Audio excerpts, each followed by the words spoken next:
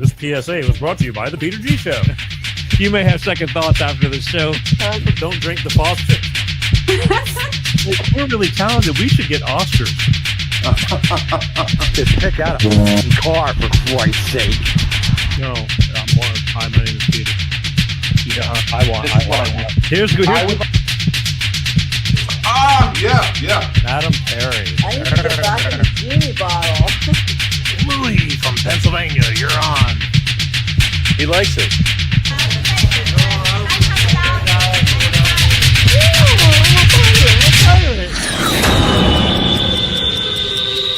It's showtime.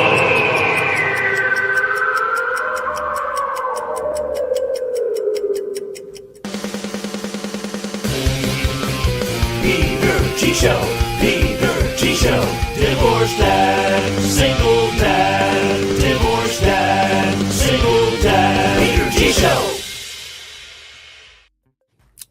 Oh yeah, Wednesday, coming at you. I don't want nothing coming at me. How the hell is everybody? Wednesday, Life of Peter G, the Peter G Show, every Wednesday, like clockwork, 6 p.m. Pacific, 8 p.m. Central, 9 p.m. on the East Coast, God willing. And I definitely mean that. How the hell is everybody? I hope everybody's doing well as we start off another show. The month is flying by. So weather's still great. Starting to get into that fall weather. Still pretty hot, at least for me. But before long, it'll start cooling down, and then you'll be shoveling snow somewhere in the United States, but not me. No siree, boy. Turned in that shovel a long time ago. I was a paper boy when I was 11, growing up in Connecticut. And back then, the papers used to be really thick. I mean, a Sunday paper was huge.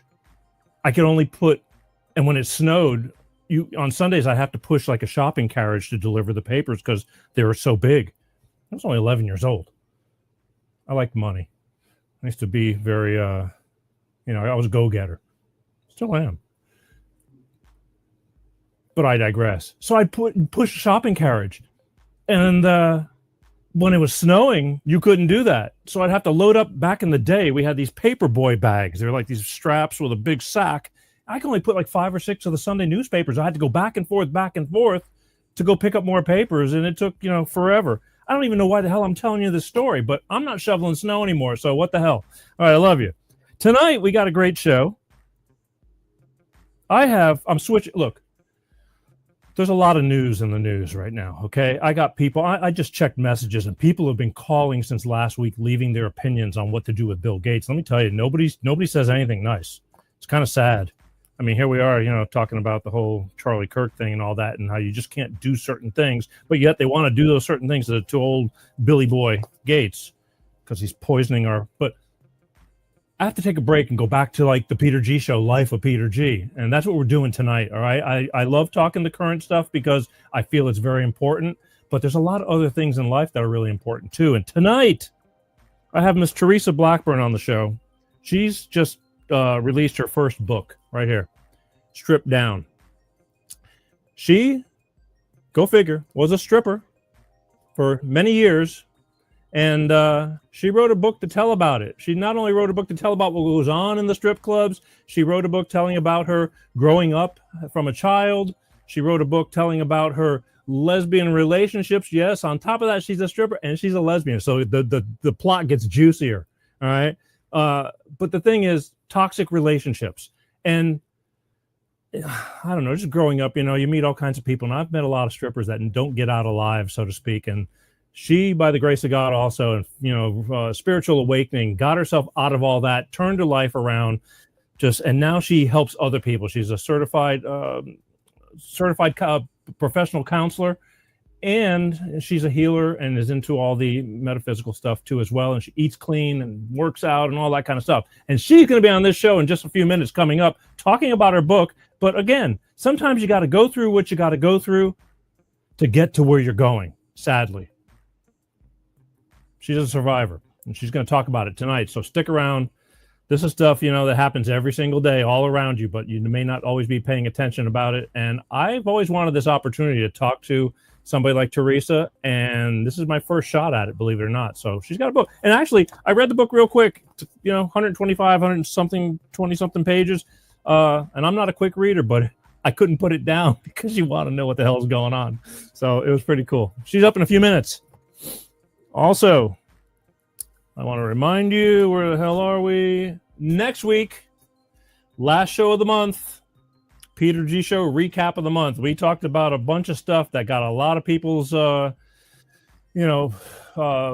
in a roar. And, a lot of, I'm telling you, I'm getting phone calls that big. Oh, they missed the show. How can we get in touch with you so we can call in and talk about this? I have a few suggestions. Well, maybe next week will be your chance to call in on the stuff you missed. I'm telling you, every time I turn the phones on, nobody calls. I'm like, talking to myself. And then I get all the after effects because, not everybody can make the show on time. And then I get people that say, I missed your show. Is there any chance that we'll be seeing it again? It's like, yeah, it's on demand. You can find it on YouTube, Facebook, LinkedIn, Rumble, BitChute, Odyssey. You can catch it on 26 different audio platforms. Put an earbud in your ear while you're driving in your car going to work. There's all the shows. There's over 400 shows. Believe it or not. Topic for everybody. Like tonight. This is going to be a first. So, you'll want to catch it. It's interesting stuff. Good to know. But we'll be recapping next week. We'll talk about whatever you want to talk about. Plus, by next week, God knows how much more news is going to be in the news. And I can't say it enough. I am not a news show. I am an entertainment show with information with a purpose. So bear with me if I don't start my show and immediately get into the topic you're looking for, because we have segments and I talk about all different things. I get to it when I get to it. Got to get used to me. I don't blame the people. Some people have expectations. You have a premeditated notion on what you're going to be looking at. And this isn't a whole lot to look at. So bear with me. But we get there. We got a lot of laughs. We have some cries. Get some things that may make you think. Thinking is good. It really is. I'm finding out, man. I'll talk about that next week. God, see what I mean? Too much stuff to talk about. All right. And don't forget, I'm having real big problems with YouTube. They keep on shadow banning me and throttling me back. They pull off a show that I did on natural medicine, of all things. They took it down. Censorship. Please, please, please subscribe. It's free. If you're watching from YouTube, go to the YouTube channel and just hit the subscribe button. It's free. And let's see what we got here. And I like when people chime in. Pensacola in the house. See, this is a good idea. Do like Lonnie. Be in the house. Watch the Peter G Show. There we go. And Milton is emotionally mature. That's good, bro. Power to the mature. All right? We all get there. Some don't. I'm a kid at heart, but I play around. But when I get serious, I get serious. All right, please, please, please subscribe. And if you're on Facebook, follow. But it's good to have them both handy in case one day YouTube, I try to stay relevant on YouTube. I really do, because there's a lot of people that are on YouTube that I want to reach that are totally clueless. And they're just nice people that don't have a clue. And they're willing to listen. Now, those that, call me names and things like that, I can take it. Some men you just can't reach. It's all good. Can't please everybody. But anyway, subscribe, follow. Don't forget, again, the podcast on audio. If you're a commuter, you sit in your car, you're exercising, exercise. You're walking, whatever. Put an earbud in your ear, and you can listen to the Peter G Show on audio. It's the next best thing to being here. I love when you watch. I really do. I like watching. I'm a visionary kind of guy. I guess a lot of guys are. But ain't that right, Teresa? So I just lost my train of thought. Now I got all goofy. But we give you all these different ways to do it. All right. So do it. All right. And this is what we're going to do next, because I want to get Teresa on. I got a lot of questions for her. But first, before I get to Teresa, we got to hear from my good friends over at Clean Star Products for their money-saving fuel additive DX1 driver. Because let's face it, folks, it makes sense to save money. We'll be right back. Hello, it's Tyrone Thompson here with Clean Star Products, and we're here with William. High-end car service. And we've just serviced his Cadillac Escalade 2024. And we're going to be giving it a go to see what kind of results he'll be getting in his fuel mileage and any performance differences, and be checking with him later. All right. Thank you, William, for participating in our environmental program. We're here with High-End Car Services, my friend William, who's been using DX1 for a small time now. What kind of results have you been getting? Up to 45.1 miles per gallon best results, and the engine has been quieter, and I can definitely feel the power in the engine. I have a diesel. Thank you so much. We're going to keep going with the program and check in with you later. We appreciate you. The Long Life Engine program with DX1 Driver is the only safe environmental product for your high mileage engine. DX1 is a non-toxic, clean-burning oil that goes into your fuel and your engine oil, providing lubricity for gasoline and diesel engines. You save on average 10% gasoline and 15% diesel fuel consumption. Call now for a price quote and place your order today. It's the Long Life Engine program from Clean Star Products and Tyrone Thompson. That's right, folks. Clean Star Products. I have 2 words to tell you about DX1 Driver. It works. Peace. It does. I wouldn't talk about it. I tried it back in the day when we first managed to get together on this product. Used it for a small period of time and found out he's actually telling the truth. It does work. I drive a V8, and it's a higher mileage vehicle, and I noticed the difference within about 4 tankfuls of fuel, and it's really simple to do. I mean, this little bitty bottle services a regular 4-door sedan, okay? You pour one of these little babies into a clean oil change. Lasts the whole oil change. So what's that on average on your regular car? 5,000 miles? If you have a Mercedes, it's 10,000 miles. And then every time you fill up your tank, you put one of these little bitty bottles into the fuel and then fill up your tank with gas and drive. Couldn't be much simpler. Now, again, if you have a bigger vehicle, the bottle's a little bit bigger. Again, mine is a little bit bigger, and you put it in and do the exact same thing and go. And I noticed the difference. And here's the kicker. I know you're going to have questions. A lot of people go, oh, yeah, sure, Peter, whatever. You know, we see tons of this stuff. I want you, not to believe me, but go to cleanstarproducts.com. I'm putting it up on the screen, www.cleanstarproducts.com. There's a phone number. I'm even showing you the phone number, 310-200-8931. Speak to them personally. You'll have questions. Now, on the website, they got all kinds of, questions and answers and all that kind of stuff. But if you speak to them personally, this is the kicker. They will talk to you one-on-one, answer all your questions because they have a product that works and they stand behind their product and they love what they do and they do it right. Should you decide to order, and you call in, you tell me you saw it on the Peter G Show, they will send you 5 bottles for the price of 4. That's right. Wow, Peter, really? Yeah. 5 bottles for the price of 4. And this is a good starter kit, and I'm going to tell you why. You put 1 in the oil change, and that leaves you with 4 more for 4 full tanks of fuel. You should notice the difference.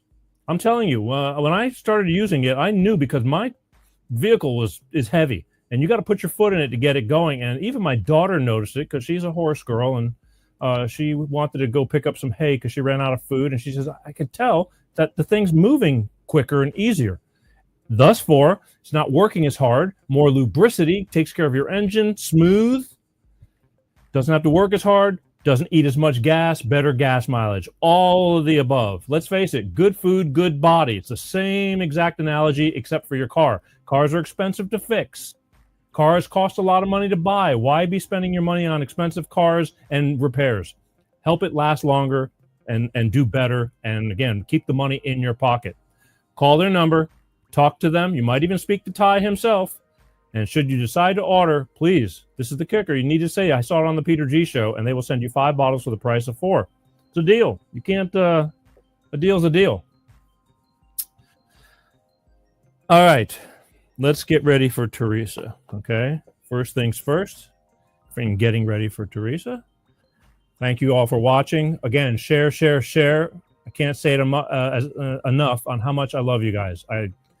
You could be doing other things in your life, yet you take the time to watch the show, and I truly appreciate it, and we're all in this together, so I love you. Cheers.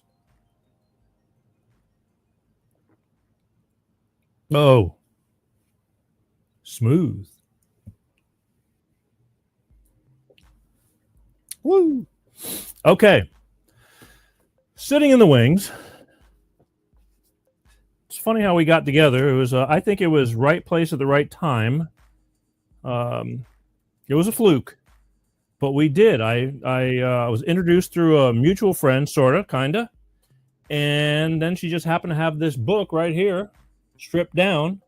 And I said, bingo.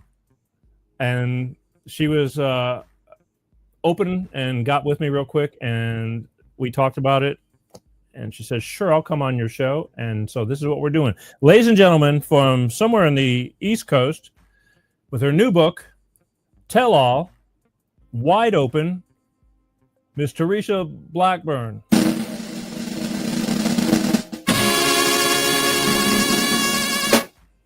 Hey. Hello. Can you hear me good? Yeah. Thanks for not leaving the show. I told you, I said sometimes, we start the show and then I come up and the guest is taken off. So I appreciate that. Yeah, no, I'm here. Good. I want to, again, I'm sure you heard me, but I do want to thank you for making this happen, because I have yet to have any type of story like this on my show. So you're my first. Great. Great. I mean, we've all had our firsts, but I read this book. And I'm going to ask you questions about it as if I, just so you can take us through little pieces. I mean, from beginning to end. And even if you tell so much of this stuff, the book is the book. I mean, I'm telling you, I kept stopping and kept picking it up. And I'm not a really like the kind of guy who gets hooked into books, but this kind of stuff is interesting. Mm-hmm. Absolutely. Yeah. Yeah. So, and it's short, so it's not too long. Right. It's not a novel. Although I'm sure you have enough experiences to write a novel, but I started reading it and I said, okay, this is going to be good tonight. And I don't know how many of these type of things you do, because this book just came out. When did it come out? Like July 7th. There you go. So you're pretty fresh. Yeah. All right. So what I want you to do real quick is, before I start the show with you, as I do every guest, why don't you take a minute and just briefly tell everybody who you are, what you do, and how you ended up, here one way, shape, or form, and we'll go from there. All right. Yeah, that sounds good. Cool. Yeah. So as you said, currently I'm a licensed professional counselor and I work online. So I see people mostly in Pennsylvania because that's where I'm licensed. And so the insurance companies pay for that. But I do see people from all over, even in other countries, because I do a little bit of a different type of counseling. So I do regular therapy, but I also incorporate some holistic modalities that I have found to work really well. So I do that along with regular talk therapy. I also will help people if they need help with nutrition or supplementation to help their bodies recover from trauma, which can cause a lot of physiological issues as well. So that's what I do from day to day. That's my life. I decided to write this book starting in 2020. I started to jot stuff down and, someone said, hey, you know what? You should write a book. Some of your experiences are really wild. So I just started writing, basically just putting it on paper. I never really thought about the book aspect. And then I joined like a local writers club and they helped me to give it more life, and then ended up urging me to publish. So I decided to, go that route. So I ended up here with you, like you said, on a TikTok, on somebody else's TikTok page, and then we linked up. But that's the current stuff. So is there anything else that you wanted me to elaborate on as far as past? No, we're going to elaborate on a lot of stuff, but we're going to start from the beginning. I just want everybody to know, who you are now. I mean, what you do and for what reasons. And again, trauma-based, issues and things like that. And as I mentioned earlier, I mean, I don't think you'd be doing what you're doing had you not gone through what you went through, and I mean, I see a lot of counselors and stuff. You have drug addiction counselors that were former addicts and things like that. And nobody knows more about it than the ones who actually went through it, and, you can imagine, I can imagine, but you got some stories. I mean, you were in an industry that I, I'm pretty well experienced in, but, as growing up. Yeah. I mean, I've been in the music entertainment industry my whole life and just kind of went hand in hand. But again, I was just a spectator, Mm-hmm. So and you meet people and know people. But let's start from the beginning a little bit.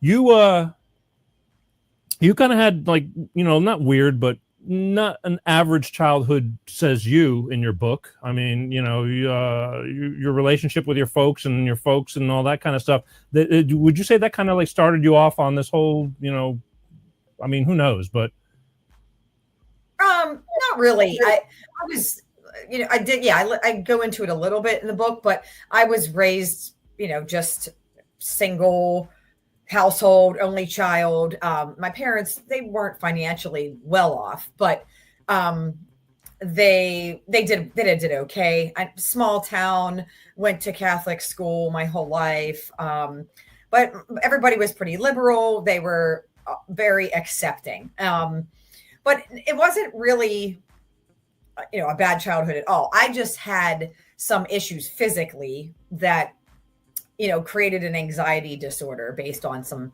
physiological problems.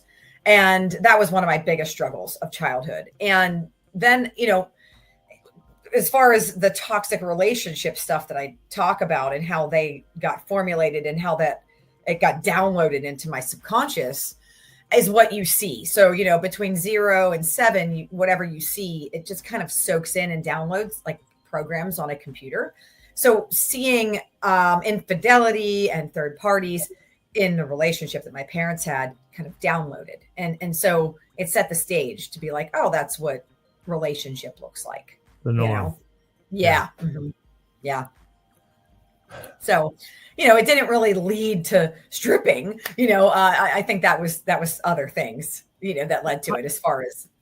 I get it. But I mean, we're just setting the tempo as to, everybody grows up differently. I mean, some people don't have a parent or two, or, and some people do, and it's not the greatest. And I mean, I was kind of middle of the road. I was an only child as well, but I mean, my parents did okay. And I don't know, depends who you ask if I turned out okay or not. But, we definitely all go through our ups and downs and mistakes. And, you learn if either you touch your hand to the fire, and some people continually touch their hand to the fire, but there's no secret here. I mean, you're openly, what do you want to say, gay or lesbian, or what do you want to say? Yeah, I mean, I just usually say gay because sexuality is very interesting, especially nowadays. There's so many letters added on to that acronym. But I would say that some people would say I'm the L and some people would say I'm the B, because I have had, relations with both genders, but I've only had relationships with females. You know what I mean? So whatever that label is, I don't know. All right. But I mean, I read, you said you were about 15. I mean, when did you really, because, again, I truly believe is you know who you are. Like there's not, I was kidding with my daughter about this because we were talking about. I was telling my daughter how I used to go to a gay bar, and one of the drag queens would cut my hair when I was younger in the dressing room on my way to a gig because I was in a house band, and she said, "You never told me that." And I said, "Yeah." I said, and I used to have my hair was as long as yours, and want to see my license, and she was like, her eyes were getting big, and I'm going, "Yeah." I said, but. And they say, God, he's got such beautiful hair. And I go, I was never really, that kind of introduced me and calmed me down about gay people. I didn't care because I had a lot of fun with some of them, but I'm not gay. I said, there's not like a hinkling in me that says I want to be with a guy. So you'd have to know, that you're into girls because you wouldn't be into girls if you weren't into girls. Although there are those curious ones that, you mention a lot too, or have these things, but you know what I'm saying? Mm-hmm. Yeah. I think, as a kid, and this opens up like a whole can of worms for the stuff that's happening now with these, children being trans so early, which I think is actually terrible. But I did know early that there was something different, obviously, because when I was like 3, my mom said, "Oh, you stopped answering to your name. You would only answer to a boy's name." I'm like, "Oh, that's weird." And then as I was growing up, I wanted to play sports. I was your typical tomboy, by definition in the 80s, in the 90s. Right. So I knew that was different, but I didn't realize the sexuality piece or admit it until I was about 15, because I had never known anybody else that was like me. So it was when I met my first girlfriend when I was 15, then we both were like, yeah, this is what is happening. But we just kind of played it off. We were like, oh, it's just a thing. It's just an experiment. We're not really like that. So it was still kind of like, we were unsure about what that was. But yeah, I mean, I kind of knew, everybody else knew it was coming. Like my mom and dad were like, yeah, she's either going to be a tomboy or, she's going to be gay. Again, it happened.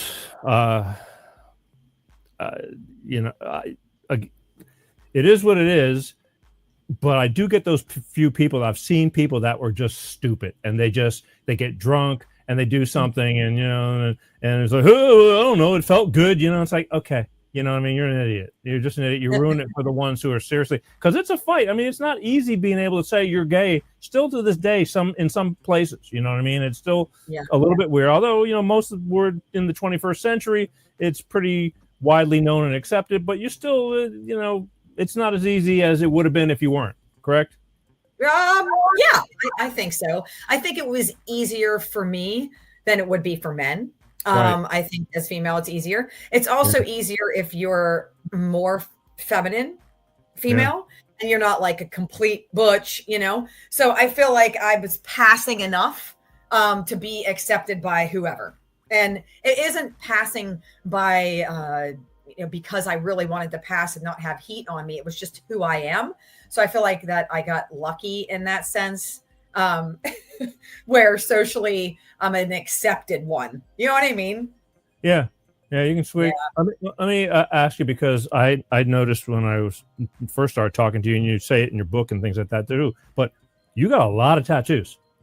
Yeah. When did that all start? And why? Yeah. So it started when I was probably 17. I got my first one. And my mom had a boyfriend, which she had while she was with my dad.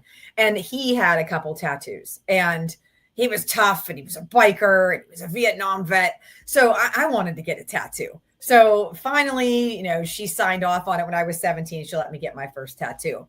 And so I think after that, I just loved getting them. So I got quite a few. So that would be in the early 2000s. I ended up getting probably like 9, 10. And then, later on, I think it wasn't until probably like 2015 that I started getting, like, putting them all together, because I had gotten so many random ones. I wanted it to look like more together. So that's where the sleeve came from. That's where the back piece came from. And so, now I'm like way more selective. I might get a tattoo every few years, if that, So yeah, they just kind of gathered in there in the decade of the 2000s. What's the percentage of your body do you think you're covered? Because I can only tell, but it looks like you got a lot. I don't know. I mean, my back is done. My left arm is done. And then the leg is done from the knee down on the right leg. And my chest, I have like a chest piece and a couple neck ones. And then I have like a few little random ones on my right arm, but that's it. So if you look at me, it's like, okay, that arm's covered, but that arm's not, that leg is not at all. And then the bottom of this leg is. So it doesn't seem like a lot, but it was many, many sessions. If your whole back is covered, I mean, that's a lot. I mean, but you're saving a few limbs for later, just. Yeah, maybe. I don't have a single tattoo, and only because I could never make up my mind of something that I thought I'd want to live with. And then I go, it's not a big deal. I was in music again, I didn't get a pierced ear until I was 32 years old. And now I don't even, again, it was like, it didn't matter to me because I did what I did and I was still doing music. And, I just didn't follow everybody so much. But a lot of people tell me when you're getting these tattoos, they like the feeling of the needle doing what it does. Was that you? No. No? No. I did not like that so much. I mean, it actually really sucks. So I don't know. Maybe people like, are getting the pain, because it's a cover up for some, emotional stuff, which I think I did a lot of. Like I got a lot of tattoos right after a breakup, and I was just like enjoying that pain as opposed to emotional pain. It was a slight distraction, but it was never like an endorphin rush or some kind of like, thrill. Okay, but what? Okay, again, I don't want to deviate because we're going to get into the other stuff. But since I got you here, I just all things are coming up into my head. I mean, a neck tattoo. What makes you say like I think we should do it right here? I mean, you know what I mean? And that doesn't that hurt? Yeah, no, that actually didn't. My worst one was my leg, like my calf. I'd never do that again. Ever. Really? No, you couldn't pay me to do my leg again, the bottom. Just me. I mean, other people I've heard that that's not the case, but my neck, I didn't hardly feel that at all. For me, it's like where the skin is closer to some kind of bone or something. It doesn't hurt as much, but that like meaty parts of me, I did not like that. And the bottom of my leg, because it swelled really bad. And I couldn't even really walk right for a while. So I was just like, no, I'm not doing that. No, I just wanted a little tattoo info. Okay, we'll move along. But the thing was, okay, so you get out of school, you decide to get a degree, right? You were gonna be a normal girl, right? Right. I was just following along, went to high school, went to college, I got my bachelor's in mental health. I got a job as a case manager, and that's what I was doing. Yeah. And then I was just like, okay, I got my first apartment. I was making, and this is the year 2000, like 2 and 3. I got my first apartment and I paid like $315 a month for a 1-bedroom back then. And I only made $9.60 an hour with a bachelor's degree. Now I know that sounds like really bad now, but back then that was probably like making 15 or 16 now. So it's still shitty with a bachelor's. But so I was just doing that, surviving day to day. But I had a girlfriend, the girl that I was involved with, who I wanted to be my girlfriend, but she also had like a side girlfriend that she was with. And so I was kind of the side piece, and then she'd make that other girlfriend. She's kind of be back and forth. So she had an addiction. She was into anything that she could find to make herself feel high in one way or another. And I did not partake in any drugs like that. And I didn't drink. So I would be like, all right, fine. Like I can get you something, try to make her happy, to be like, here's this drug so you can like hang out. So she did like a pain pill or something. And so my effort to chasing around these random drugs to get her ended up getting me fired from my job because I was late all the time or had to leave early to go help her out. So she had been a stripper and she was like, well, I need to go back dancing. She was like, that's what we got to do. You don't have a job. Like, let's just go dance. And I'm like, what? I'm like, I don't think I can. I had done some side stage dancing at gay bars, but that was like either in bare feet or boots. And in the early 2000s, girls wore the stilettos or they wore big chunky platforms, boots. And so I was like, I don't know if I could walk in those. Like I'm this kind of tomboy. I don't know if I can do it. She's like, well, we got to try. So, we went to the store, which, they were stripper stores, had stripper attire. And so we got them and I went and tried, and I did okay. But yeah, I was nervous to do that for sure. But you started your career. That was the beginning of the beginning, starting to be a stripper. And then the money starts coming into your life and starts feeling good, right? Yeah. I mean, the first night I was there, I made like $400 and some. And, I think my paycheck for 2 weeks of work was something, maybe 600, it was like, holy shit. Like, what the hell am I doing? What have I been doing? I'm like, forget trying to find another job in case management. I'm just going to do this for a while. And I just said, okay, I'm just going to do this for a while until I find something else. Well, a while turned into 7 years. Yeah. Of stripping. Mm-hmm. Yeah. And I'm going to tell you, because to me, being with strippers or hanging out with strippers, because I used to play when I was really young, it was called a bottle club. and I never knew what bottle clubs were. And I used to think, as a musician, I was younger, I didn't really drink when I played and all that. I wanted to play music, and that's all I cared about, wasn't the partying. And I ended up getting in with some people that ended up getting a gig at a bottle club. A bottle club is an after hours. Are you familiar with this? Yeah, I didn't know the name of it though. Okay. Well, yeah, that's the term. It's a bottle club. You go in after the bars close at 2 a.m. or like the bottle club opens up at like 1 a.m. and you bring your own booze, and they charge you like per, like, you know, they like, if you bring a 6-pack of beer, they put it in a cooler, they put your name on it, and you pay like $1 for each beer you get out of your own that you just bought. You know what I mean? Yeah. Because legally they're not selling it. That's your own alcohol. Right. But so I ended up working for a guy who owned a bottle club that also owned 2 strip bars. So once the strip bars closed, guess where the strippers were coming to hang out to wind down? Right.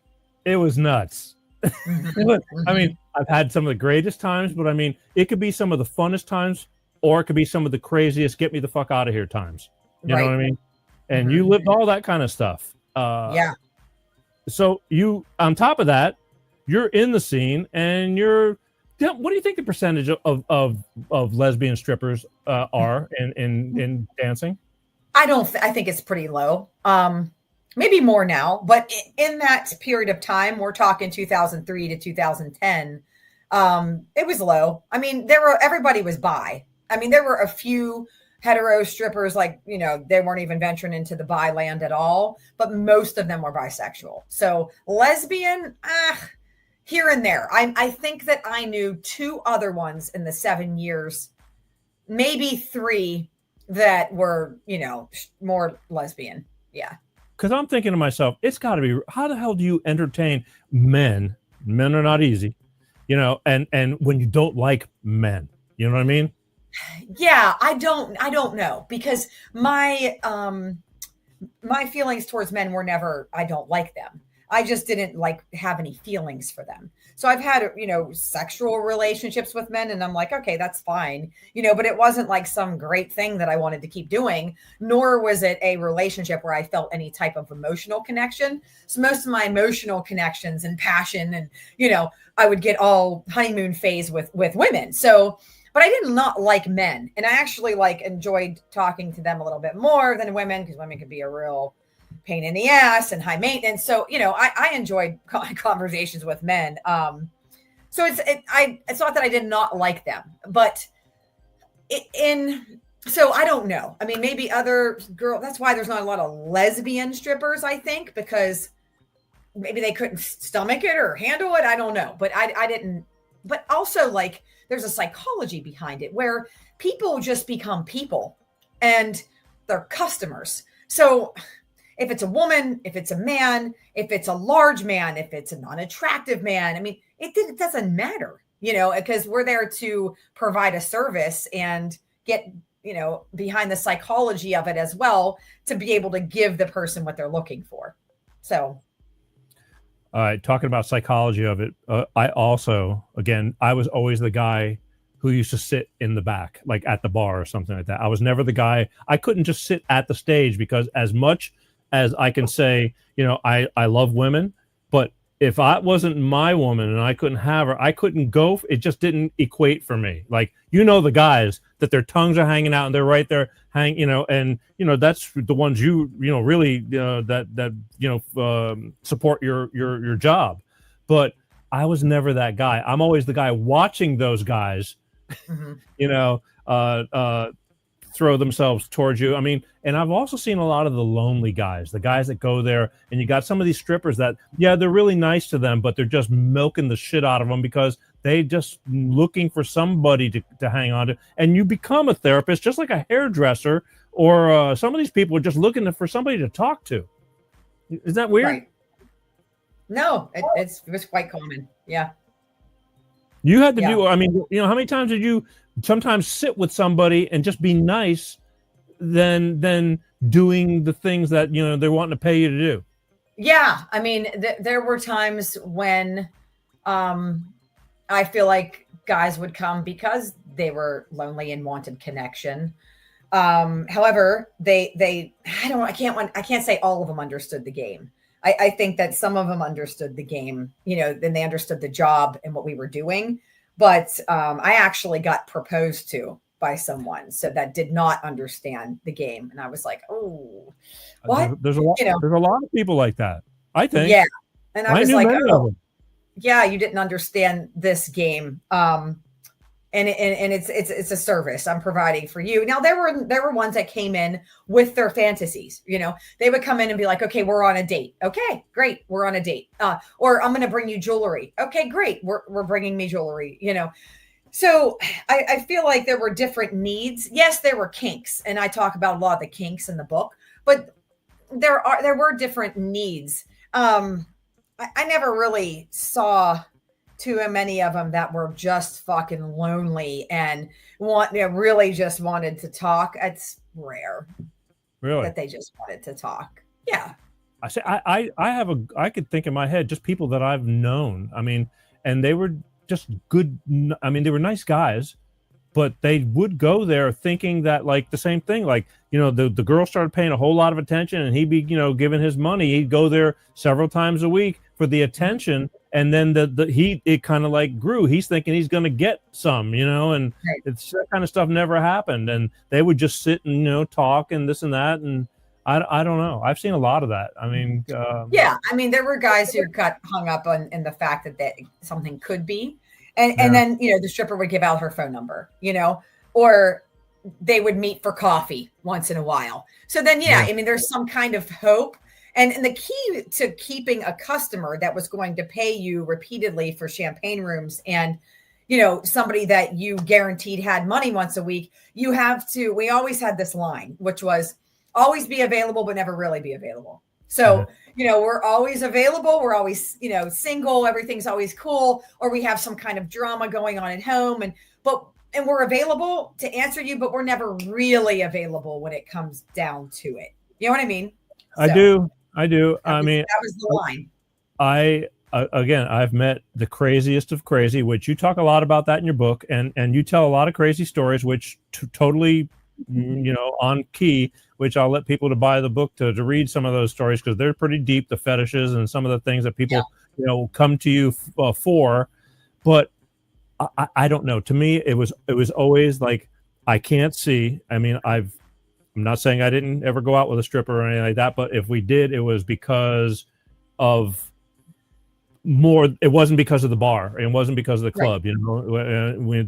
But I've also met a handful of women that were stripping, and they were more logical. Like, they weren't the party out of control. Like, I've known women that they had to be buzzed to get through their night. And you talk about that too.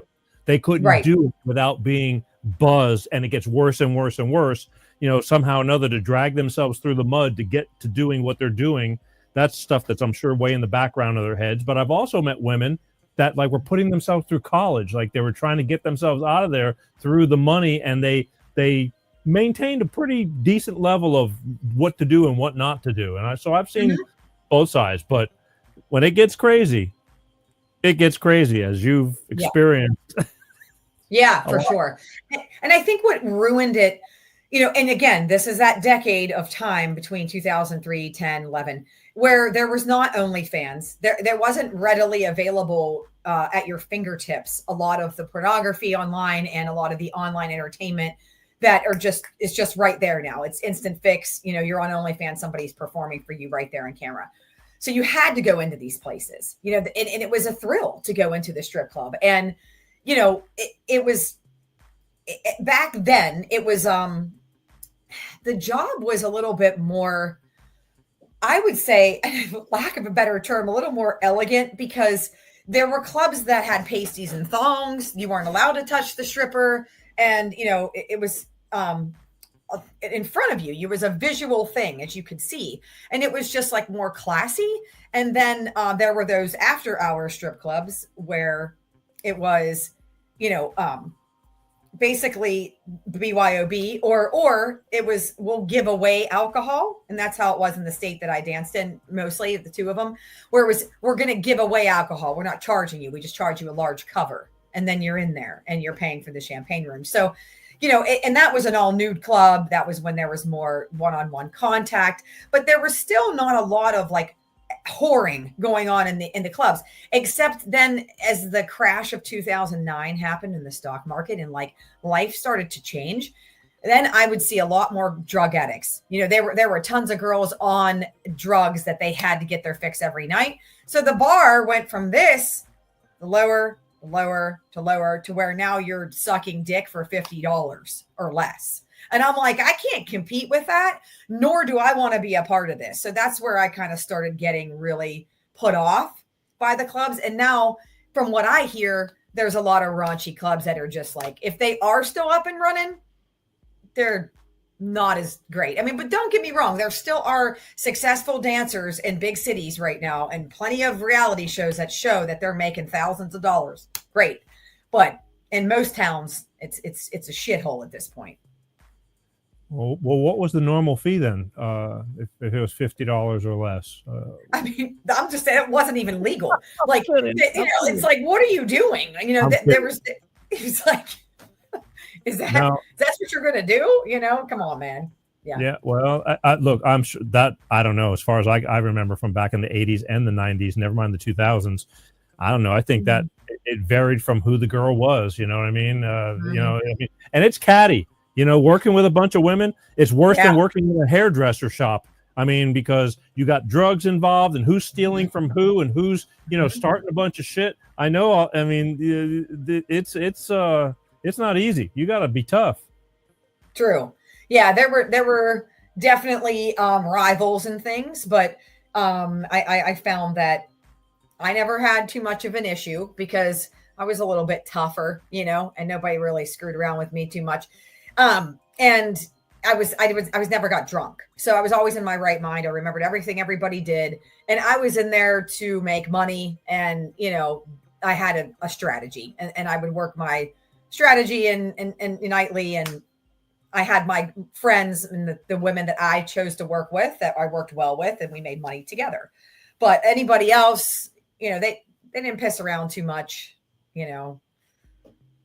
It's easy to get sucked in, though, no pun intended, with the business. How did you keep yourself from drinking when that shit's right in front of you every day? And, you know, he's selling drinks and commissions. I saw you talk about it in your book, but I never get to ask you how the hell you kept from drinking when you're there every friggin' night surrounded by that, you know, drink, drugs. Yeah, no, I had emetophobia at the time. Which is a fear of throwing up. So I never got drunk because I was petrified to throw up since a young age. So that was something that happened to me at a young age.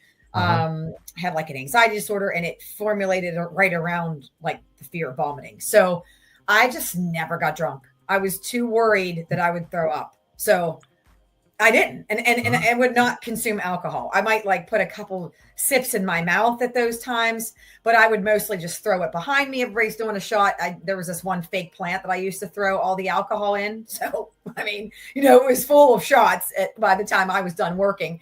But yeah, I just never got into it. And I'm kind of blessed that I had that phobia because I never got into drinking. Yeah, because, I mean, again, all the choices you make start getting more and more questionable as you get buzzed.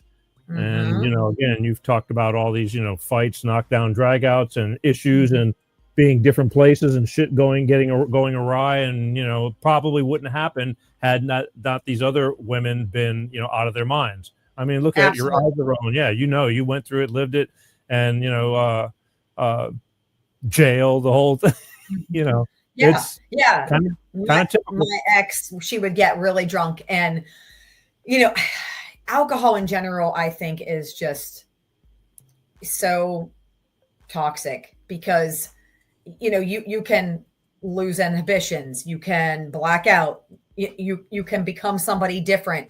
You know, I think they call it a spirit for a reason, you know.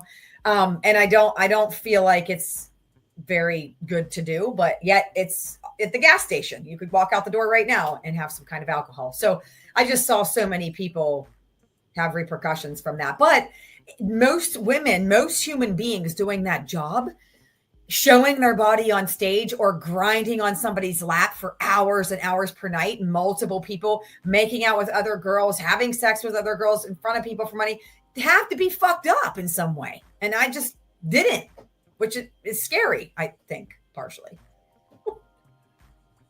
Do you now how many years when did you stop doing this? 2010, about 2010. Okay, so we're 15 years on. I mean, you ever revisit or anything like that? You still, I mean, how? I guess the thing I'm trying to say is, all the things you went through, I mean, were you able, after you put it behind you, does it still live in your mind, or have you learned to like live with it, or you've managed to just completely alleviate it out of your head and like that was the past? It's like no big deal. That, some people just can never get over things, I guess is what I'm saying.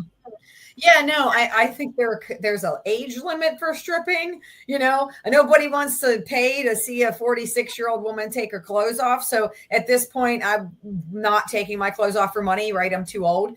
But I feel like that was a factor. Also, I think for so long, I just was so burnt out on the atmosphere of the job. So when that was finished, I finished my master's degree. And then I started putting all my effort towards, becoming a therapist. And then so many like massive crises happened in my life repeatedly that I didn't even think about it. But there was a time where, so two things. One, after I became a dancer and I quit that other job, I never had another boss again, even to this day. So I work for myself and I cannot have a boss. So that was one thing that like spoiled me for life. Number two would be like fast money. So I make money by the day. My clients pay me by the day, by the session. I do get like a biweekly paycheck from an independent contracting company for counseling. But again, I'm independent. And so, I'm really in control of everything about my schedule, my life, my money, everything. And that probably will never change. So I think it spoiled me in that realm. That would be the biggest takeaway thing that I couldn't like let go of, I guess, if you would say. Also, too, I will walk outside and to my pool naked. I don't really care. I don't have like any of the qualms where I'm like, oh my God, I can't be seen naked to cover up. So if I want to go outside naked and I want to get no tan lines, I'm going. And if you're looking, I don't really give a shit. Like, you can look or not. So, I feel like those are the things that I carried with me. But your pool's not like in the middle of Walmart parking lot or nothing like that, right? No, it's a neighborhood though. I mean, I have neighbors and they're whatever. Like some are off in the distance, some are like on top, and there's one over there. But it's not, they know me. So like maybe they pull out the binoculars. I don't know. I had a guy who I ran into last year and he had lived above me. And it was just like at the time he was a bachelor and he goes, hey, and he saw me in public and he goes, I know you. And I'm like, oh yeah. He goes, yeah, you're the stripper wrangler. And I was like, what do you mean? He was like, you ran a bachelor party company and you sent girls to my house for my buddy's bachelor party. I'm like, yeah, absolutely. And he was like, yeah. And you also used to go out on your back deck and all these girls would be out there topless laying out. I'm like, yeah. He was like, so I lived above you and it was great. And I was like, good. I'm glad that you were entertained. I could care less, So. Well, that was a harmless plus for. I mean, no, I don't think there's any guy that's going to be complaining. But if you got Eloise next door, with Walter, and and you're just walking by and distracting Walter, Eloise ain't going to dig it. You know what I mean? Yeah, and she's tough shit for her. All right. So you managed to get through all the in your book, get through the working in the clubs. What was the tipping spot that finally launched you? Said, I'm out of here. Yeah, can't do it no more. This is too much. Going to end up dead or killing in jail or whatever. It's just too crazy. What stopped? Yeah. So I the club that I had worked at the very last club, there was a lot of prostitution going on in there. And it was just gross. And I was like, this is really gross. I can't really watch this anymore. And then I think one day I watched a girl kind of fade out on some kind of opiate. And she was just like, had her money in her hand. She's sitting on the floor and she's just like a sitting duck. And I was like, this is ridiculous. Like, I'm not going to be in this environment anymore. And I was getting tired of it anyway. It was getting old, boring. I'd 7 years. I was like, okay, I'm just kind of over this. So that, I would say, the prostitution that I saw happening around me kind of just started to disgust me. Not only that, they were stepping on everybody's toes, because if you were doing this like game with a guy who, you were formulating this connection with, and, he was your customer and he was a regular and he was enjoying himself, and then some girl's giving him a blowjob out for $20 or $25. So then it's like, they're just going to go there. Like, why play the game? So I feel like the game started to become null and void. So then there goes my money. It's too hard for me to make money when all these girls are doing extras, is what they were called. So I was just out of there. And I had met a girl who was bartending at a strip club, and she danced a little bit, but she was like, man, she's like, this is getting run down. Like, I want to get out of here too. So we were in a relationship and we just left together. We were like we got to get out of here. Wow. Look, I mean, from a guy's perspective, nothing beats a good extra, but it's no, I mean, it's the truth, but but it isn't though, because they would do the extra, right? Let's say you got the extra blow job or whatever, the hand job, whatever it was. Yeah. They lost interest. There was no longer a chase, right? It's no longer fun. So they might not even come to that club. And then it became a little bit kind of damaging psychologically to the men, because if they're repeat coming for blowjobs, eventually it's like, they start to think, well, what am I doing? Like, this is too easy. I'm no longer thrilled by this. I'm either going to have a relationship with this or I'm not. And I keep going in to like buy a happy ending massage. It was like, well, I could just go to the Asian spot and get, it was high priced hookers, I guess you could say, because you're paying all these club fees. And I guess it was just, I mean, some came in, but I would see those guys vanish because they got what they wanted and they're no longer interested. See, I thought they'd come back for more because it's pretty cut and dry. I mean, who was it that used to say you're not really paying them for the sex, you're paying them to leave? Was that Charlie Sheen or whoever used to say that? I mean, yeah. I mean, and I would have thought, I mean, besides the fact that they're undercutting you or other girls, so the competition on one guy, they're like stealing a client, so to speak. But and then outdoing themselves, that's what I'm saying. It gets catty and gets cutthroaty, and then the fights break out in the dressing rooms. And I only a couple ever. Not really common at all. Really? Like not in this area, I guess, where I was. There was maybe one or two, but not many. They just didn't. Nobody had time to have their makeup and their hair messed up and all that shit. Only like a really drunk bitch a couple times or two would do that. But, but the guys, there were guys who never went to extras because that really wasn't the goal. It depends on the goal of the guy. Now, you think, okay, yeah, guy's getting worked up. He's going to want to go farther. But there were guys who did not, who were like, I don't want that. She's nasty and I'm good with what I have. So. Oh, that I can understand too. I mean, if she's nasty, it's like, okay, I get that. Right. But I just thought, and being, again, I've had friends who were DJs at these clubs. So they're always, they were like the long haired dudes and they were like kind of musicians, but they were DJs in a strip club. I mean, I've known many of them. They're still my friends, in fact, but they've long since gotten out of that. And that was a good place for them to be too, because you're getting tipped by the strippers. You meet all the strippers, you start dating the strippers, and you go through strippers like, I mean, it's almost like the jobs, it's like easy come, easy go, next. And but most of the DJs were so tired of it. Like I have a best friend who now to this day we're great friends. He DJ'd and he was so annoyed by the presence of strippers by the second year or third year in, whatever it was. And he had a girlfriend and he was just like, he would turn down sex left and right because he was desensitized watching it on stage every night and putting up with their pain in the ass attitudes. So he was just like, yeah, no, I'm good. No, I get that. But I mean, for the first year or two, he wasn't complaining, everything was good, Right. Life was good. Yeah. All right. So you finally had enough. And then from there, you finally put your foot down, you drew your line in the sand, so to speak, and went from there you went back to school. I was in school. Like I was just finishing it. I was continuing it. While you were stripping?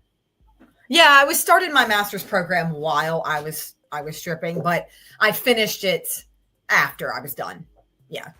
Okay, so then let's get into all of a sudden. I mean, you finally say enough. I can't do anymore. What really made you go? I mean, full on enlightenment.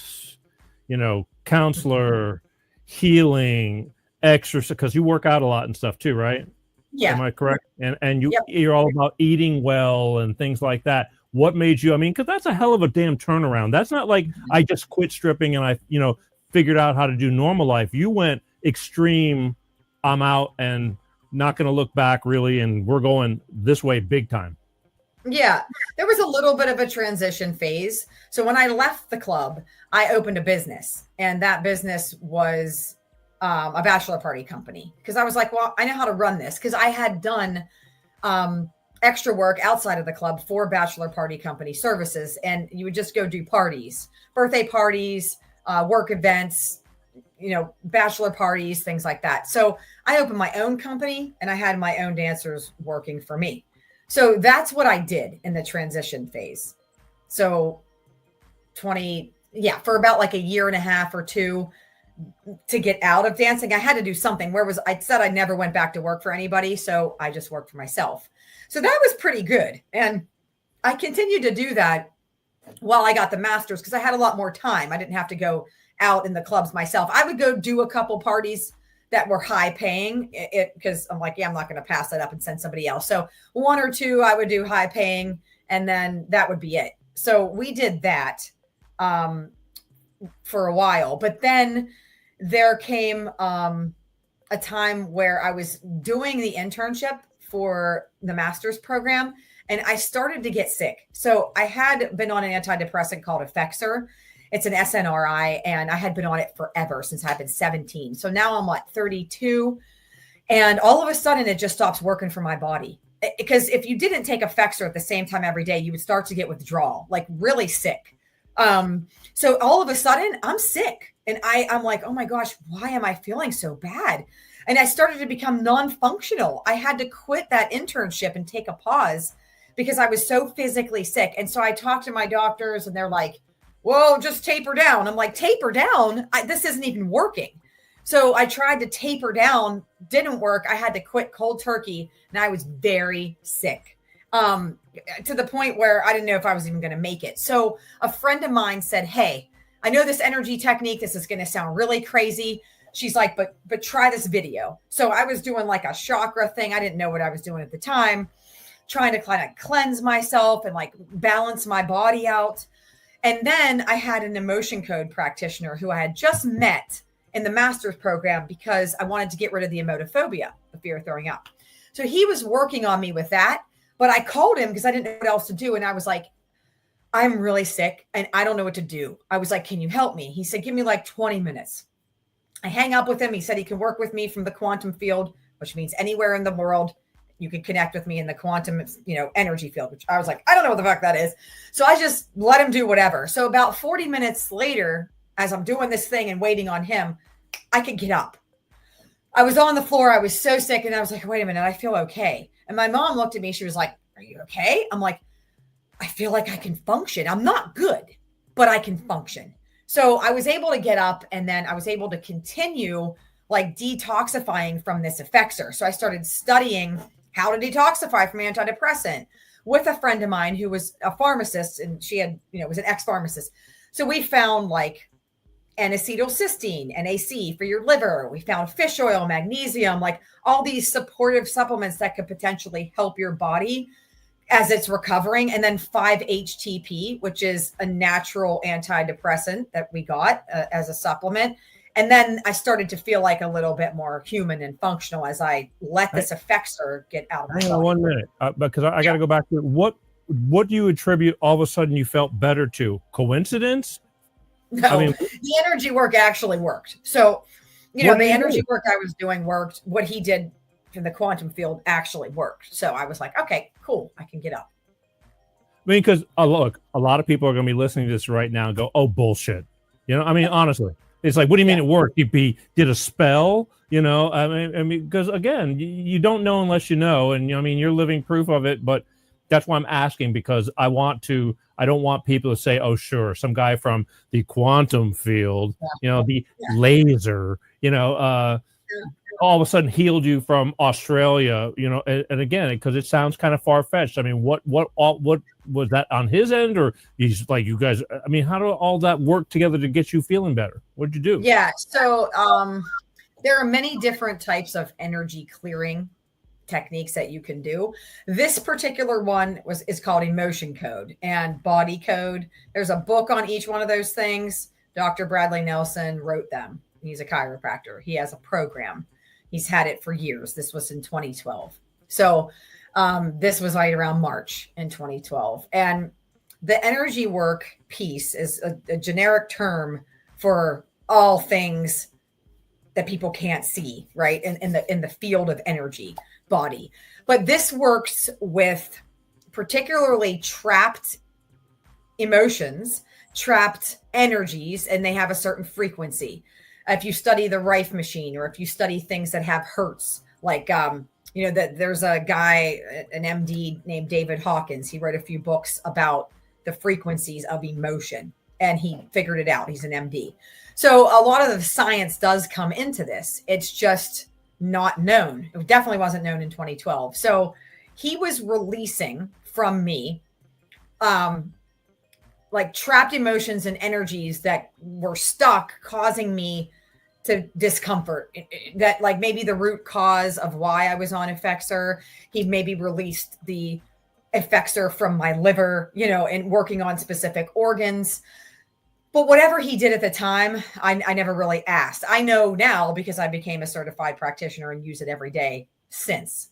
But sound waves or prayer?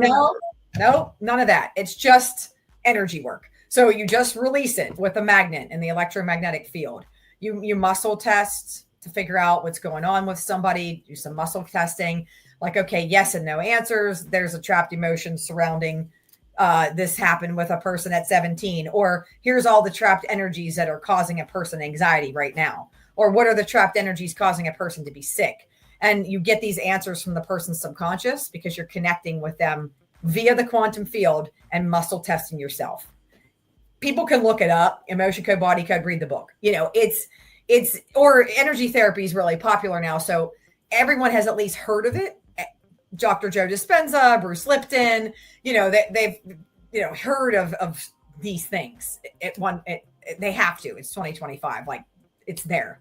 So this was a particular modality, and he used the two of those things to release something from me via a distance, and it worked. So as shocked as I was like, what the hell happened? And I was like, holy shit, this, whatever the fuck it was, worked. So then I really put forth all of my effort into figuring out what this is and how this worked for me. With the emotophobia had been in place in my life for 20 years. So I was like, if you can get rid of this, I consider that a miracle. And I want to know what you do, because I am not going to go be a therapist and help people with cognitive behavioral therapy for their emotophobia when I couldn't do it for myself. So, and when it actually worked for that, that's when I was sold. And I was like, all right, show me what we're doing here, because if I'm going to be a therapist, I want to have a tool belt and I want to offer this. So it had me convinced. No, I believe you. I mean, again, unfortunately, Western medicine doesn't support any of these things. And, right. And I just had this conversation 2 weeks ago with a naturopath, from the northern part of the United States. And it got me banned talking about this stuff, and oh my God. Yeah. Oh yeah, YouTube. Thanks, YouTube.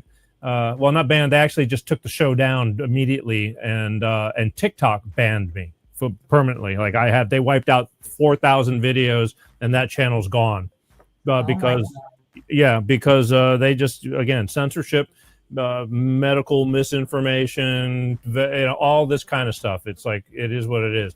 But I do truly believe that there's a lot of things that work that are just commonly not known, because we learn to trust Western medicine. And nowadays, I just question Western medicine a lot more than it's not what it used to be. And Yeah. so okay, so you got onto that whole thing, and which kept you going for it. Now, how many years you're doing what you're doing? I've been practicing emotion code with my therapy practice since 2012. Okay, so you gave up. You were basically, when you started the strip club thing. I mean, not the strip club, the service. What'd you call it? Bachelor. When you had service. The company. Mhm. Yeah, you were like a madam. Yeah. You were a boss. I mean, you went from being the laborer to hiring the labor and sending them out and all that. Okay. Right. And so, but security, was that always an issue? I mean, having, I had them. guys get stupid, Yeah, I had bouncers. Yeah. Oh, you had to have guys there too? Yeah, we always sent a bouncer with 2 girls for a party. Strapped. Everybody was strapped, so yeah. No drama. I just know that stupid things happen. Law of averages, something's going to go down here and there. And Yeah. But okay. So then you completely stepped away from that and became, then you were into this and you got certified, and you've been a certified counselor for how many years now? Let's see. I finished that master's in May of 2013, and I went out on my own in early fall of 2013. And while I was on my own, in my own practice, I did Reiki therapy, emotion code therapy, and counseling. I offered all those things. Most of my early career was in Reiki and in emotion code because people were looking for these things and they would find me for those. I had to work through to get a license. So licensed professional counselor, you need 3,500 hours of direct service, and you need a supervisor but basically about 2 years after you graduate. So after I graduated, it took me about 4 years to get my license because I was out on my own. And I still made money, so I didn't really care. Once I got licensed, then that only really enables you to be able to take insurance. So yeah, but I've been on my own for 12 years. Yeah. The fact that, you have, you're able, that you're being referred to and insurance pays and all that. Obviously it's legit. It's not just some, matchbook college or something, that you're doing. Reiki. A lot of people don't even know what Reiki is. And it sounds like, oh, sure. What the hell is that? Yeah. Yeah. It's a kind of short-term explanation would be it's a spiritually guided life force energy healing. So basically the biofield is what modern science calls it. It's the energy that they can't see, but they knows that keeps living beings alive. Or it's qi, like Chinese medicine, acupuncture. Everybody knows what that is. So that an energy flow that happens in between the meridians of the body is interrupted and disrupted. And when it's disrupted, it causes illness, disease, mental issues. It's interruptions in the flow of the good life force energy. So Reiki is a technique amongst a ton of others that help you to clear the chi, just like acupuncture. It's just a hands-on technique to do that. Is that more of a class thing, or do you do that personal one-on-one? So you can take a class to learn it, but the sessions are done usually one-on-one, but I've done group Reiki on maybe, groups of people that wanted to receive it. So it's common either way, but most of the time it's one-on-one. Okay. And with all this, how did you went and you got your education, but then still you can do that, but not really be a what you eat fanatic or into physical fitness and all that. What turned all that into? Because I think I saw a picture of your arms. I'm going, God, I think her arms are as big as mine. Yeah. I mean, No. Maybe I was wrong, but I'm going, does she work out? Yeah. Yeah. I've always been into fitness and sports. Obviously if you're stripping, you have to be in shape. And I think stripping kept me in shape for a long time because I didn't go to the gym, but maybe 2 days a week we went when we were dancing. But I got in better shape after Effexor. So as soon as that antidepressant left my body, I lost 15 pounds, literally fell off. And then I was just go to the gym and I was started to get muscle. And I realized that the SNRI was blocking a lot of like the antioxidant to my brain and doing a lot of things physically that would prevent me from thriving as far as physical health. So that's when the physical fitness journey really kicked in. But then, that was like 2012. So, I just always enjoyed working out. So something I never really had to put myself into, but I didn't know anything about like the way to eat and supplementation until after the Effexor thing, after 2012. And I was like, oh my God, like, what do I do to feel better? And that's when that search kind of began. I began to learn. Okay. Yeah, because with me, I'm a good eater. I'm a bad eater. I mean, it fluctuates, sometimes I just lose it and I go, I want this. I'm eating this, and I'm going to eat a lot of this until I don't want to eat anymore. And then get the effects of it afterwards, unfortunately. And it's not easier as you get older. I mean, it's just hard to be that skinny, with waist and all that kind of stuff. And it's difficult. Okay. So you're into this now. I mean, where you're at now today, I mean, did I pretty much get up to anything, or am I missing something that you think you need to mention? Well, I don't think that much happened between the time I got off the Effexor. I mean, the big event of my of 2012 was getting off the Effexor, but shortly after that, my mom got diagnosed with stage 4 cancer and was gone in 5 months. That was huge because it forced me to look even further into natural healing methods for that C word we don't mention, and how that could be helpful. So I did a lot of research for her, and that's when I started to find more and more and more about this natural health world and energy medicine and things like that. So I was in that already, but and I was doing well. And then I got to about 2019, right before COVID hit. I was actually teaching physical fitness, kickboxing classes, and I was also seeing my clients for therapy. It was very busy. And then we got mold poisoning from a building, and it was me and like 2 other people. So it was a huge shift for me for a while there. I was like really sick. Again, I'm like, oh my gosh, I went through this Effexor thing, and then now it's 2019 and I was super, super sick. So how did you know that it was mold? Yeah. Because all like 2 other people also got the same symptoms, and we took the baseboards off in the facility and it was there. And then the tests that we took, which is like urine tests to see what kind of mycotoxins are in your system, it all matched exactly the mold that we. How long did that take before you got? I mean, from the time you started going there to the time you really said, "Hey, something's up." Oh, there was a flood. So there was a specific period of time where there was a flood, and then it was like 8 months later. Okay. Yeah. So the mold to build up and to off gas continuously. But that kind of sent me into another layer of understanding the body and being in healing. And it also sent me home, which was interesting because COVID hit obviously in 2020. So I was already home. I had already given up my office that I had for since 2014. So I gave up my office and did not renew the lease because I was too sick. I didn't know what was going to happen with me. And then I went online and I started out on the phone, and then people started seeing me online. And then all of a sudden, here's COVID and everybody's online and there's online therapy. So I feel like I had like a divine protector, being like, here, this is the way you need to go. You know what I mean?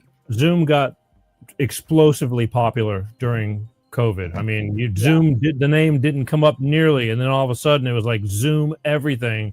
Zoom actually zoomed. For if you own part of Zoom, that was the explosion of it all. Wow. Okay. So now that's how you do your business from that day forward, right?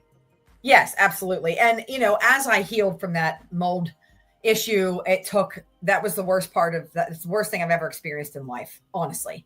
What did you do to get rid of it? What didn't I do? I spent $250,000 trying to figure out how to heal. I saw functional medicine. I saw naturopath. I saw another naturopath, another MD. I mean, until I found the right one. It took 2019. I would say I didn't start really feeling a little bit of a difference until late 22 into 23. In 23, I started feeling pretty good. But I would say from late 23 until now, I felt great. But I had to get on a medication to help me to heal. So was it physically or mentally or both? Physically, I was miserable. I thought I would die. Yeah, it was terrible. Okay. But you managed it. But I mean, you were able to eradicate that out of, or clean it out of your body and survive without damage. I was. Yes and no. For a while there, my feet would turn red and hot. I had like a injury from chemical exposure and neuropathy in my feet, and I had that all up until like a year ago.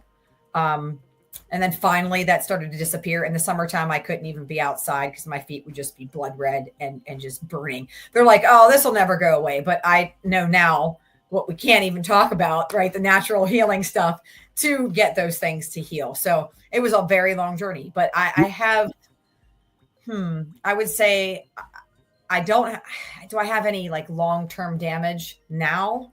That you know of? I don't think so. I think that everything that I set out to heal, I did, but it took from 2019 to, maybe.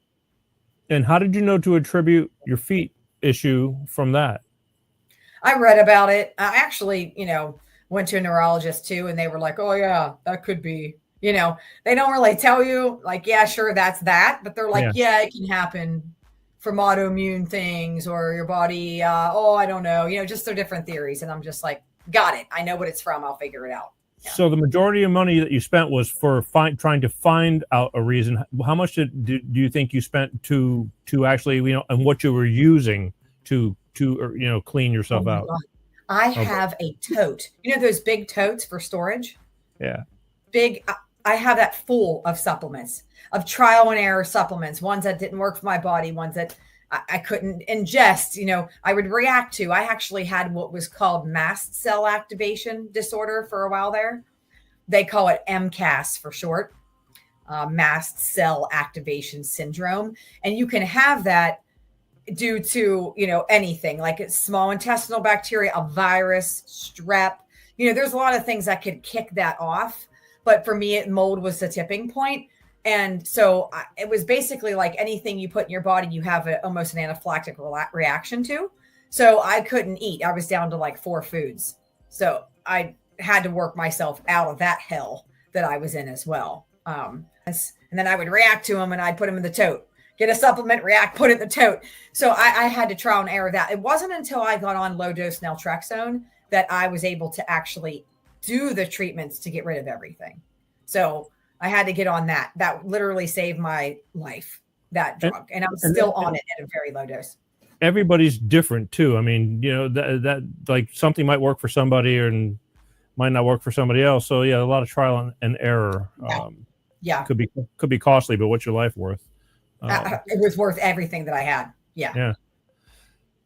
Okay. So you got through all that. Here we are now, 2025, almost over. Where are you at now? Because we're running out of time, unfortunately. Like I said, I knew it was going to go by real quick. Where are you at now? How's it going? Life is, what's life looking like?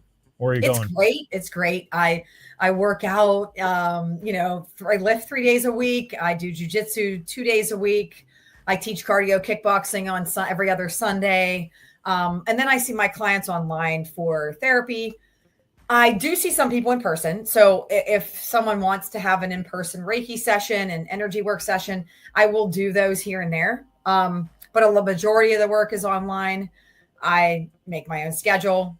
I make good money. I have great health, better health than I had in my whole life. I feel better than I did when I was like 22, So my stamina for workouts and everything is, since I know my body and I have figured out every nook and cranny and down to my genetics, I feel great. So yeah, and I have my house and my dog and, I don't know, life is pretty good at this point. Look, you're here and I'm here and we're all talking. And so again, I'm just grateful for every day I get to wake up. Even a bad day is better than no day. But again, let when I started reading this book, I'm telling you, I started going into flashbacks. Just from an observer's point of view. But I found your book interesting. I mean, it's like I said, you're right. It's not a difficult read. You don't have to be a rocket scientist to enjoy the entertainment aspect of it, and a piece of your story on how you're. I mean, I'm telling you, I've known a lot of these girls. Like I said, they just don't come out of it well. And but there are those that do. But you always end up hearing more of the sad stories than the good stories. And you decided to write that book and put it out, and it just came out this July. And you said that it's on Amazon, but there's several books that are called Stripped Down. I don't know what their books are about, but I know what yours is about. But so to find your book, you're telling we're going to tell everybody just Google Teresa Blackburn Stripped Down on Google, and that will send you to find the book. Yeah, it will send you right to the Amazon link. For some reason, if you type the title of my book into Amazon itself, it doesn't come up. But if you type my name, Teresa Blackburn Stripped Down book, you'll see me pop up on a Google search, Safari or whatever is on there. Or you can go to my website. I have a page linked to, on my website to the book. So, oh crap! I forgot you had a website. I should have put that up there. That would have been the right thing to do. That's okay. What's your website? The website is ReikiTherapyPittsburgh.com. All one word, Reiki Therapy Pittsburgh. All right. Well, people write that down or rewind the tape after the live is over, and you can go watch again. Reiki Therapy what? Reiki Therapy Pittsburgh, which gives away the city. Yeah. It's a big city. Right. It's a big city. Right. You got to shovel snow there. I don't shovel snow anymore. Right. Yeah. That'll get your wind going too. Yeah. And your back. But all right, look, I again, if anybody's looking for a enjoyable, interesting, easy read, I suggest you just go pick up Teresa's book. And again, I imagine that down the line we'll somehow check in with you and see how life is going down the road, because the road is long and winding, but hopefully steady. And I'm glad to hear that it all worked out. And I'm glad, thanks to Moon Mistress on TikTok, that we happen to just by accident get referred to each other.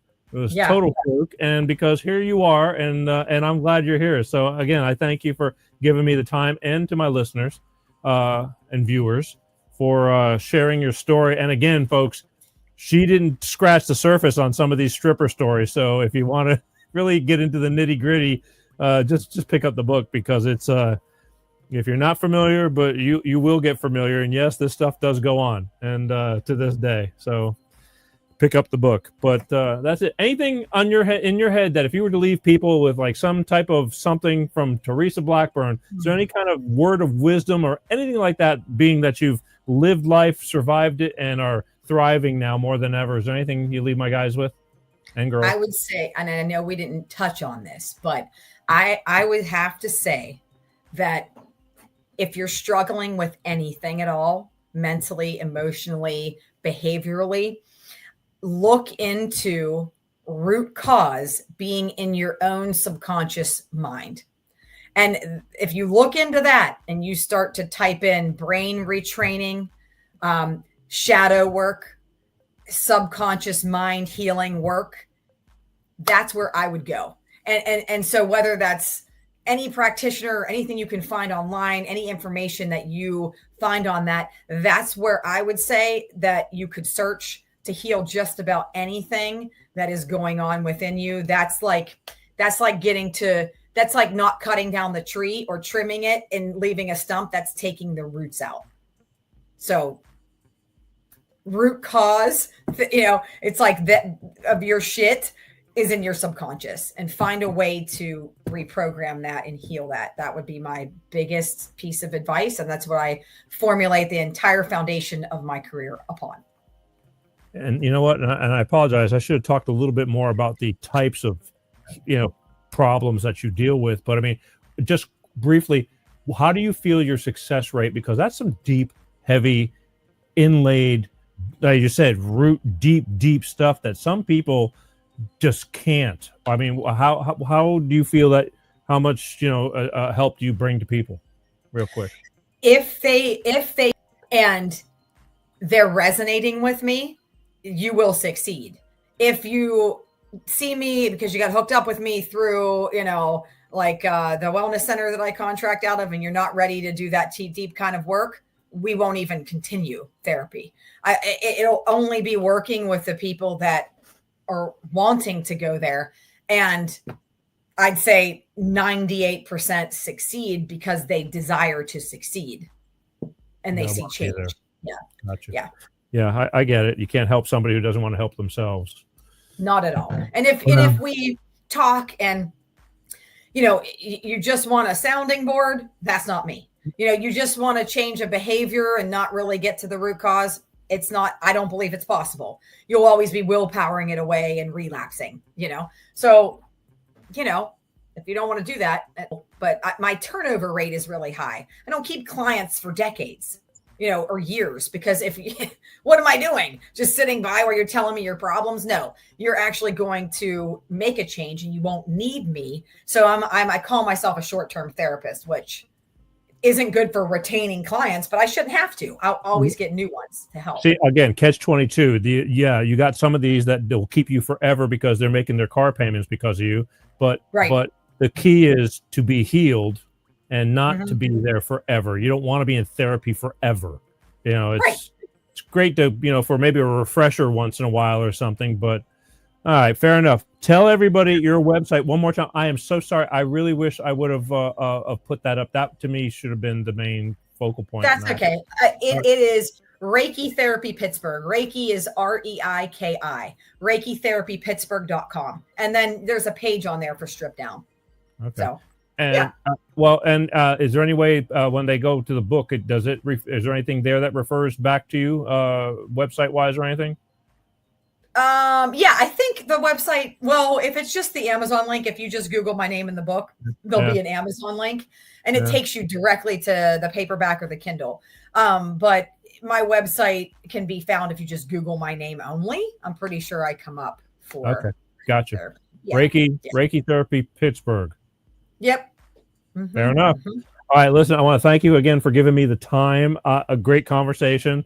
And again, let's see how life goes. And I have this habit of checking in on people a few years down the road just to see, because even though we told the story, sometimes other things, there's so much more to be told. And plus the health and wellness thing. I'm sorry, I'm a big believer in that kind of stuff. I'm not a fanatic about it, but I do believe that people need to hear this and open up their insight to, there are other ways, because man, as you get older, it's getting to be a bitch, and you got guys like Bill Gates trying to give us all kinds of crap to eat and take us out. And I don't want that. So, all right. Absolutely. I love you. Thank you very much. Thank you so much for having me. Wave goodbye to everybody right there, ladies and gentlemen. ReikiTherapyPittsburgh.com is her website. And you can find her there, or go Google her name, Teresa Blackburn on Google, and it will take you to her book that you can purchase. It's a good read, or interesting read. So anyway, all right. Thank you. I'll talk to you soon. Thanks. All right. Bye. There we go. Oops. Myself out. I just hit the wrong button. Butterfingers. Whoopsie. I told you it was going to be interesting. ReikiTherapyPittsburgh.com. Teresa Blackburn. If you want to learn more about her. All right. I want to remind everybody, next week, Wednesday, September 24th, last show of the month of September. It's going to be a recap. We're going to talk about things that we talked about. You can bring up whatever you want. Again, a lot of people missed the lives and they still want a shot at speaking their mind on the phone or through comments or whatever you want to do it. Believe me, by next week, there'll be so much more news. Who knows what else is going on? But I always have something that I'm going to bring to the table, but it's recap for the month. So join me next week, Wednesday, September 24th, right here, as we talk about anything you want to talk about. Anything goes. And even the things that we did talk about, there's plenty of people who have more to say about it. And believe me, I ruffled a lot of feathers with that whole Bill Gates thing. I mean, there's people talking what they want to do with him, but it's like, I don't want to get banned. But just we'll talk about it anyway. Either way, I want to thank everybody for watching Life with Peter G, the Peter G Show, every Wednesday, like clockwork, 6 p.m. Pacific, 8 p.m. Central. Please share, subscribe and follow. And don't forget, we have the audio version podcast as well as the visual. You can Google Peter G Show podcast. It'll take you to like 26 different audio platforms: Amazon Music, Spotify, YouTube, even on YouTube, and Apple Podcasts, amongst the many. Okay, next best thing to be in there. Put an earbud in your ear. Go jogging, walking, anything you want to do while you're driving in the car. When you're at work, put an earbud in your ear and listen to one of the over 400 shows, because work is boring. Unless you're your own boss, like Teresa. And you can do whatever the hell you want, which is good. Be your own boss. I love you guys. Thank you. And I want to remind everybody, as I always do, life is a bitch. It's really kind of weird out there. Be vigilant. Keep your ears and eyes open. Be safe. Don't be paranoid. But nowadays, it's just, there's a lot of weird shit going on. But be kind. Just try to be kind. You don't know what the person next to you is going through. But at the same time, there are a lot of people who are assholes. And you don't have to be an ass, but you don't have to take a lot of shit from anybody either. Just try to be kind. Try to be understanding. Life is short. And make the best of it. For tuning in and paying attention. And again, share. And I'll take that off right there. Share. Sharing is caring. We'll see you next week. My name is Peter G. Thanks for watching. I love you guys, and peace out. Peter G Show, Peter G Show, divorce dad, single dad, divorce dad, single dad, Peter G Show.